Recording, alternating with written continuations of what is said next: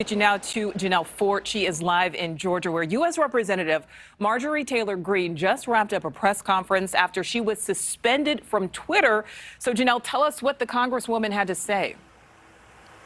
Well, Nicole, she was upset. Her Twitter timeout lasted for 12 hours overnight. Greene was back up and tweeting by this morning, referring to what happened to her as a communist-style Twitter ban.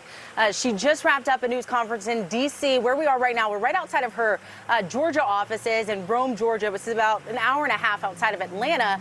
And she defended those tweets that suspended her accounts and took some shots at Dr. Fauci. The ban was prompted by a series of tweets yesterday where Greene argued that COVID-19 isn't dangerous for people unless you're obese or over 65 years old. And she went on to add that vaccines should not be required. Twitter flagged those tweets, marked them as misinformation, and then put her account on a brief pause. And this comes on the heels of President Biden criticizing social media platforms, saying that they don't do enough to filter misinformation. This whole ordeal is reigniting the debate over social media companies censoring politicians and elected officials.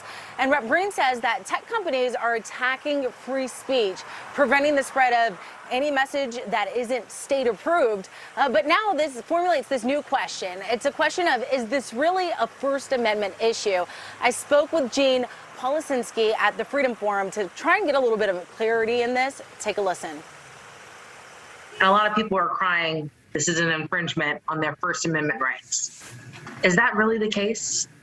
No, this has really no engagement with the First Amendment. The First Amendment only restrains the government from either stopping us from speaking or punishing us for what we say.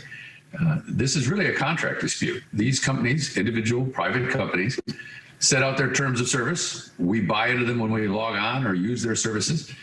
And those terms of service say they get to decide what will be on their site.